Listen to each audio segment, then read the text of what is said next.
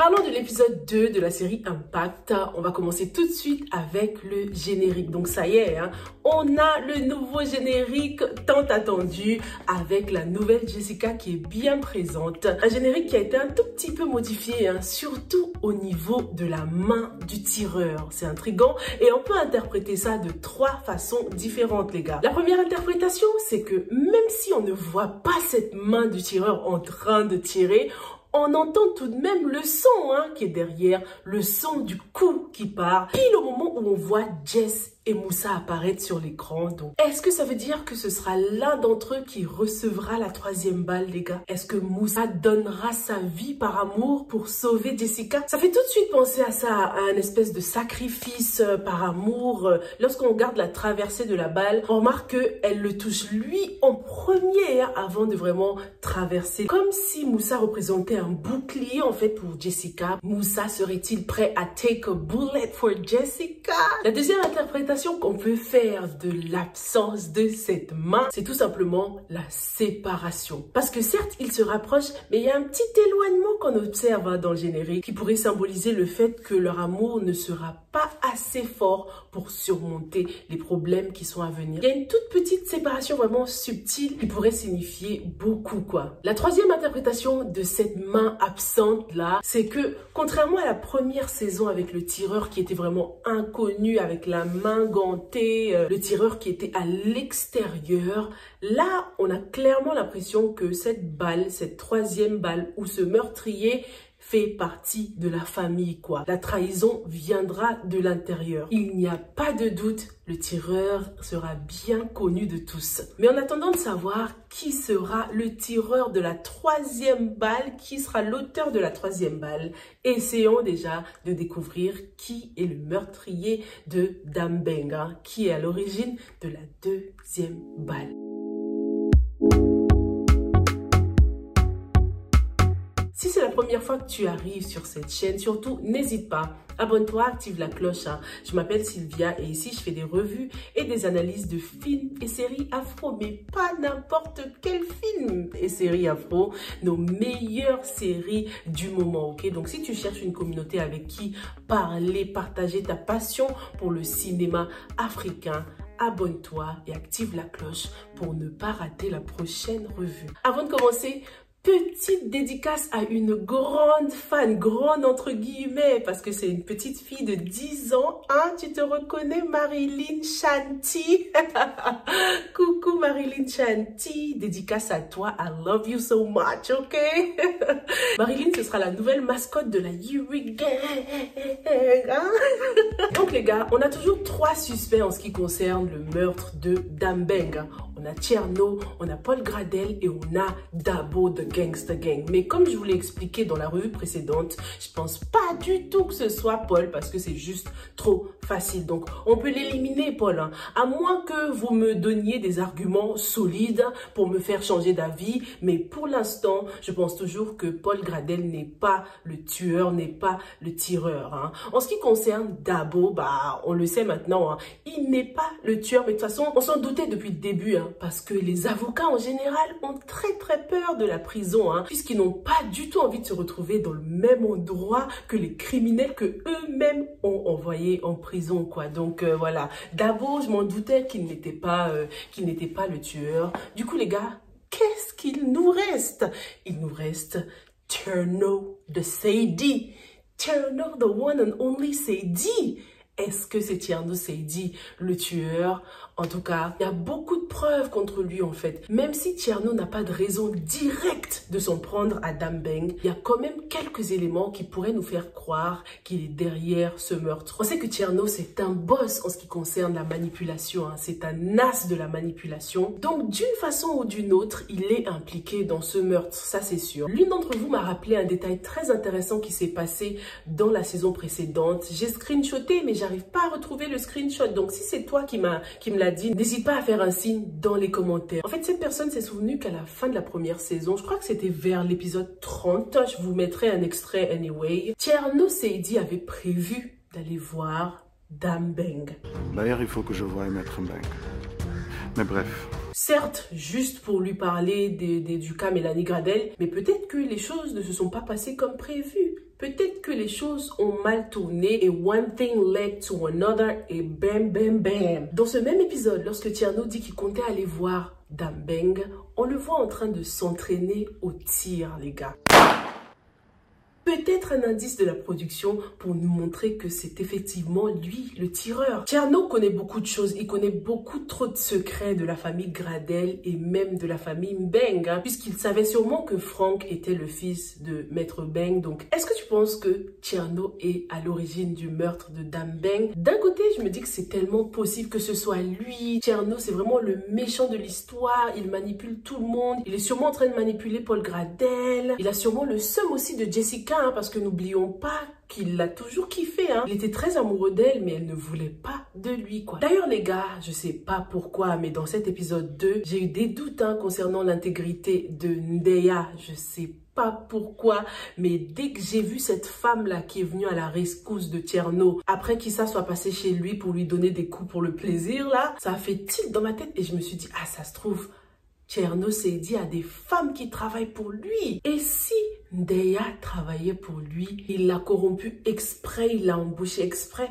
pour qu'elle se rapproche de Issa, quoi. Oh, et puis malheureusement, elle a fini par tomber amoureuse de lui. Qu'est-ce que t'en penses? Oh là là. Je sais pas pourquoi, mais elle est un peu trop gentille, Ndeya, là. Elle se sacrifie, elle fait tout pour Issa, certes par amour, mais peut-être qu'il y a autre chose derrière, il y a un intérêt, elle a été payée pour ça. Et une trahison de la part de Ndeya serait le seul moyen pour que le couple Issa-Aminata survive. Parce que pour l'instant, les gars, ce couple est trop en danger, c'est pas possible. Non, déjà, Aminata-Prince, non, ils vont trop bien ensemble, les gars. Moi, j'ai carrément envie qu'ils se mettent ensemble. J'ai pas envie qu'Aminata se mette avec Issa. C'est malheureux, mais c'est comme ça, il y a ce feeling en fait entre Aminata et Prince, surtout que pour l'instant, Prince n'a rien fait de mal, quoi. Il est plutôt clean pour l'instant. Ça se voit que Prince, il a envie d'être avec Aminata, c'est la femme de sa vie, il l'a dit, il l'a insinué. Quand tu les vois ensemble, c'est comme si dans sa tête, il se disait, je suis célibataire, je suis disponible, toi, ton couple bat de l'aile en ce moment, donc let's make it happen, Remettons-nous ensemble parce qu'on est fait l'un pour l'autre. Et de l'autre côté, on a donc Ndeya et Issa qui matchent, quoi. Ils vont hyper bien ensemble. Donc je me dis non, c'est pas possible. L'amour de Issa et Aminata doit triompher quand même. Et pour que ça se fasse, il faut que Prince et Ndeya soient des méchants un peu. Parce que là, l'écart se creuse entre Issa et Aminata. Dis-moi ce que t'en penses. Est-ce que tu penses que Ndeya pourrait travailler pour Tierno? Elle a l'air d'avoir beaucoup de contacts. On a vu qu'elle parlait à un ministre et tout. D'ailleurs, j'ai hâte de la connaître un peu plus. Est-ce qu'elle est la fille de quelqu'un? Est-ce qu'elle a une famille haut placée ou pas? Tout ça pour dire, franchement, Tierno s'est dit, ça se peut qu'il soit derrière le meurtre de Dame Beng. Mais d'un autre côté, il n'y aura pas d'effet de surprise en fait, parce qu'on s'y attend trop. Tu vois ce que je veux dire? Donc j'aimerais tellement qu'il y ait un effet de surprise, que ce soit une femme qui soit derrière ça, Mélanie Gradel ou autre là. J'aimerais trop un effet de surprise, un rebondissement de ouf. En tout cas, on sera servi dans cette deuxième saison avec un rebondissement de dingue, parce que comme vous l'avez vu sur Instagram et dans ma partie communauté de YouTube, on a Eliana qui nous a trouvé un scoop de dingue, les gars. Non, la brigade Yiri, là, vous êtes en feu, on fire pour cette deuxième saison. Eliana a remarqué qu'il y avait un Karim Gradel dans le générique de fin. Qui est Karim Gradel? Beaucoup pensent que ce sera le fils caché de Paul Gradel. C'est tellement possible. Peut-être qu'il a eu des aventures en l'absence de sa femme. Sa femme était beaucoup absente et il restait avec les enfants et tout ça. Il s'est soi-disant sacrifié. Paul Gradel, il n'est pas clean non plus. C'est pas le papa parfait. Donc c'est possible qu'il l'ait trompé dans le passé. C'est tout à fait possible. Paul a-t-il eu une maîtresse? Le nom de Gradel, c'est son nom à lui. Mélanie, elle a son nom de jeune fille. D'ailleurs, on le connaît pas, je crois. Dis-moi dans les commentaires si je me trompe. Donc, ce fameux Karim Gradel sera soit son fils, soit son frère, soit un cousin, soit le fils de Mike Gradel, un fils qu'elle a eu avec Fatih peut-être. Ce qui risque de compliquer l'avenir du couple Mike et Angèle, quoi. Dans ce générique, on constate qu'il y a d'autres noms, d'autres personnages intéressants. Maïssa Diouf. Diouf, c'est le nom de famille de Moussa et Issa. Donc Maïssa Diouf sera peut-être, selon moi, le père de Moussa et Issa. En plus, Maïssa, c'est genre Moussa plus Issa égale Maïssa. Non, c'est tellement un mélange des deux prénoms, c'est trop bien choisi, je trouve. Donc, ce personnage sera joué par deux acteurs. À l'âge adulte, il sera joué par Souleymane Djoulo Baye. J'ai tout de suite pensé à Souleymane Djoulo, mais son nom de famille, c'est Souleymane Djoulo Ndiaye, je crois, et pas Mbaye. Je kifferais tellement si c'est Souleymane Djoulo qui joue le rôle de Maïssa Diouf lorsqu'il était jeune, à l'âge adulte, parce que Djoulo et Alassane se ressemblent trop. Regardez cette photo. Non, ils se ressemblent trop. Il y a une ressemblance. Ensuite, lorsqu'il sera plus âgé, ce personnage de Maïssa Diouf sera joué par Abdoulaziz Gueye. Lui, par contre, je sais pas du tout qui c'est. J'ai regardé sur Google et j'ai rien trouvé. Donc, si vous savez qui est l'acteur Abdoulaziz Gueye, dites-le moi dans les commentaires, ok? Faut qu'on commence à creuser là, hein? Investigate. Avec le Maïssa à l'âge adulte, ensuite un peu plus âgé, on constate qu'on va faire un voyage dans le temps. Hein. On va repartir dans le passé du père de Moussa et Issa pour pouvoir comprendre le présent. Sûrement que la famille des Diouf et des Gradel ont toujours été liés depuis le passé, quoi. Donc peut-être que ce Karim Gradel sera un personnage du passé aussi, hein. Un personnage qui était présent dans la vie des Gradel dans le passé et qui est maintenant décédé pour X raisons. Qu'est-ce que t'en penses? Dans le présent, en tout cas, Moussa et Jessica sont sur le point de se marier pour le bonheur de tous. C'est un peu trop joyeux tout ça, hein. L'atmosphère est un peu trop joyeuse là à mon goût. Tout est trop beau, tout le monde est content, tout le monde pardonne. Mélanie Gradel, qui est maintenant dans une mauvaise posture à cause de Moussa, l'a vite fait pardonner. Je m'attendais même à une réaction beaucoup plus extrême de sa part, mais elle était contente, elle a donné sa bénédiction, et les oiseaux ont chanté, l'arc-en-ciel est passé. C'est trop beau, c'est un peu trop soft. Ça sent le danger qui arrive, malheureusement. Comme je l'ai dit plus tôt, Tierno a toujours été amoureux de Jessica, même si elle fait partie de la famille Gradel. Je pense que son amour pour elle était quand même sincère, non? Vous pensez pas? Ou bien tout ça c'était pour la manipuler? Tierno ne porte pas non plus Moussa dans son cœur. Donc c'est sûr qu'il va s'en prendre au couple, hein, peut-être. Qu'est-ce que t'en? Issa est donc fou de rage en ce moment, hein, contre Tierno Saïdi. Il a débarqué chez lui, il lui a donné des coups et même des coups juste pour le plaisir. Mais Issa, comme je le disais dans la revue précédente, il a fait une erreur de débutant en donnant beaucoup trop de détails en ce qui concerne cette enquête. Dès qu'ils ont récupéré 50, il est venu tout dire à Tierno. Oui, il est en train de se faire soigner, il va bientôt guérir. Il va lui donner l'adresse même de l'hôpital. Hein. Ça y est, maintenant, 50, il est plus là. Bam, ah tu l'as tué, ah c'est ta faute.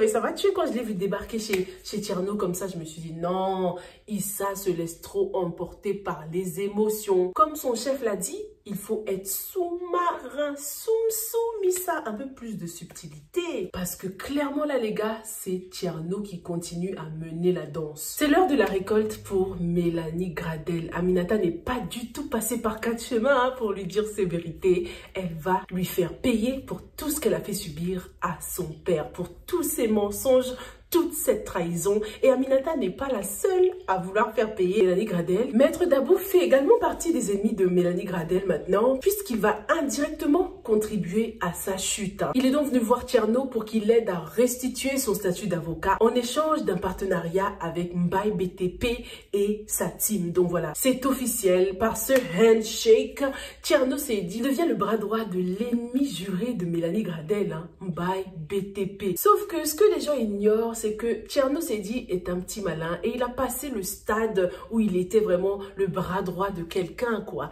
Tierno Saïdi veut être le big boss. Donc c'est sûr qu'il y aura de la trahison, hein, dans cette team, de la manipulation, etc. de sa part. Parce que Tierno est un homme ambitieux et cette place de bras droit ne suffira pas. En plus d'avoir la télé en prison, Mike a donc aussi un téléphone. J'étais morte de rire quand je l'ai vu au téléphone.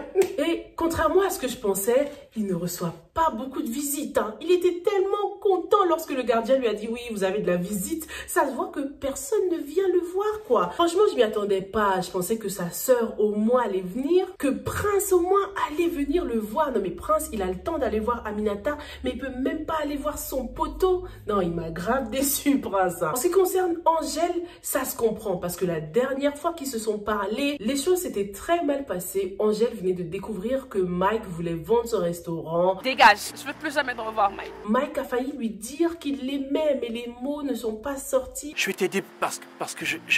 Parce que voilà, c'est Mike, quoi. Le Golden Boy, ça chauffe pas. Et puisque Angèle n'est pas dans les parages en ce moment, c'est Fatih qui a pris le relais. Hein. La rage qu'elle avait contre Mike, c'est vraiment du passé apparemment. Elle est toujours en kiff. C'est la seule qui vient le voir en prison. Vraiment un sacrifice. Hein. C'est la preuve qu'elle l'aime beaucoup. Elle tient à lui malgré tout leur passé. Toute la haine qu'elle avait contre lui. Elle est vraiment présente pour lui dans ses moments les plus difficiles, quoi. Lorsqu'il est au plus bas. Ça, c'est de l'amour véritable, mais malheureusement, comme on l'a vu dans la bande-annonce, ça ne suffira pas parce que malgré l'omniprésence de Fatih dans la vie de Mike, c'est Angèle qui est omniprésente dans le cœur de Mike. Et ça, Fatih le lui fera payer. J'ai déjà mal pour elle, hein, parce que cette déception sera vraiment comme un deuxième heartbreak. Mike lui brisera le cœur 2 fois, quoi. C'est dur, mais elle aussi, elle se fait du mal en revenant dans sa vie comme ça, alors que c'est pas réciproque, quoi. La situation entre Mike et Fatih nous fait un peu penser à Aminata et Prince, hein. Même si Aminata et Prince vont hyper bien ensemble, il y a toujours cet adage qui dit qu'il faut jamais repartir, faut jamais se remettre avec son ex, quoi. Ça n'en vaut pas la peine. Si ça n'a pas marché une première fois, ça ne marchera sûrement pas la deuxième fois. Qu'est-ce que tu en penses? Est-ce que tu es d'accord? Voilà ce que j'avais pour vous pour l'analyse du 2e épisode de Impact. Hâte de lire vos commentaires et de savoir ce que vous avez pensé de ce 2e épisode. Est-ce que vous pensez que le couple Moussa, Jessica est bien parti là, ou ils ont tout simplement décollé pour un atterrissage assez turbulent, comme on peut l'interpréter dans le générique de cette saison? Merci beaucoup d'avoir regardé cette vidéo et on se retrouve très bientôt pour une prochaine analyse. Stay safe and stay blessed. Bye.